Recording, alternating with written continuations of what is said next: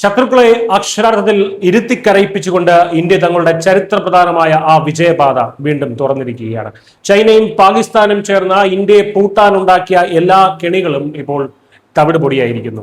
ആഗോള രാഷ്ട്രീയത്തിൽ നരേന്ദ്രമോദി സർക്കാർ നടത്തിയ ഏറ്റവും വലിയ കാത്തിരിപ്പും തന്ത്രപരമായ നീക്കവും ഇപ്പോൾ ലക്ഷ്യം കണ്ടിരിക്കുകയാണ്.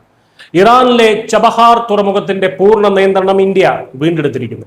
അമേരിക്കയും ഇറാനും തമ്മിൽ പുതിയ സമാധാന കരാർ ഒപ്പുവെച്ചതോടെ ഇന്ത്യ ഇറാനിൽ നിക്ഷേപിച്ച 3000 കോടി രൂപ സുരക്ഷിതമായി എന്ന് മാത്രമല്ല, പാകിസ്ഥാനെയും ചൈനയും ഒരേ സമയം പൂട്ടിക്കെട്ടാനുള്ള ഇന്ത്യയുടെ വജ്രായുധമായി ചബഹാർ മാറിയിരിക്കുകയുമാണ്. എന്താണ് ഈ ചബഹാർ തുറമുഖത്തിന്റെ പ്രാധാന്യം? പാകിസ്ഥാന്റെ മണ്ണിൽ ചൈന കോടികൾ മുടക്കി നിർമ്മിച്ച ഗ്വാദർ തുറമുഖത്തിന് തൊട്ടടുത്താണ് ഇന്ത്യയുടെ ചബഹാർ.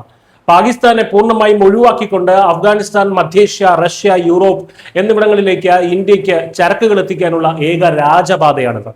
ട്രംപ് ഭരണകൂടം ഇറാനുമേൽ ഉപരോധം കടുപ്പിച്ചപ്പോൾ ചബഹാറിലെ പ്രവർത്തനങ്ങൾ പ്രതിസന്ധിയിലായിരുന്നു.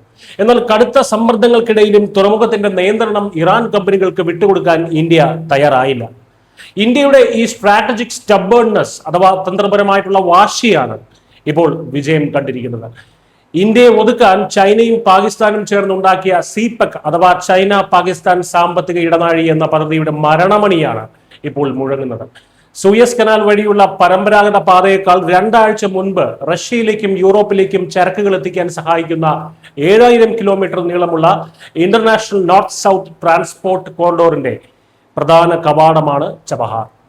പാകിസ്ഥാനിലൂടെയുള്ള ട്രേഡ് റൂട്ടുകളെ ആശ്രയിക്കുന്നത് ഇന്ത്യ എന്നേക്കുമായി അവസാനിപ്പിച്ചതോടെ തങ്ങളുടെ ഭൂമിശാസ്ത്രപരമായിട്ടുള്ള സ്ഥാനം കാണിച്ച് ഇന്ത്യയെ ബ്ലാക്ക്മെയിൽ ചെയ്യാനുള്ള പാകിസ്ഥാന്റെ ശേഷി പൂർണ്ണമായും ഇല്ലാതായി എന്ന് തന്നെ പറയാം. ഭാരതത്തെ വളയാൻ നോക്കിയ ചൈനയെ അവരുടെ താവളത്തിന് തൊട്ടടുത്ത് ചെന്ന് ഇന്ത്യ തിരിച്ചു വളഞ്ഞിരിക്കുകയാണ്.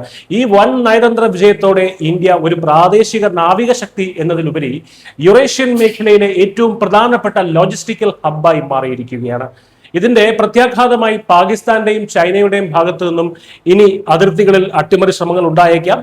എന്നാൽ അമേരിക്കയുമായിട്ടുള്ള ബന്ധം വഷളാകാതെ തന്നെ ഇറാന്റെ തന്ത്രപ്രധാന മേഖലയിൽ പിടിമുറുക്കാൻ കഴിഞ്ഞത് ഇന്ത്യയുടെ അസാധാരണമായിട്ടുള്ള നയതന്ത്ര ബുദ്ധി തന്നെയാണ്. ഭാരതത്തിന്റെ വളർച്ച തടയാൻ ആർക്കും കഴിയില്ല എന്നത് ഒരിക്കൽ കൂടി തെളിയിക്കപ്പെട്ടിരിക്കുന്നു.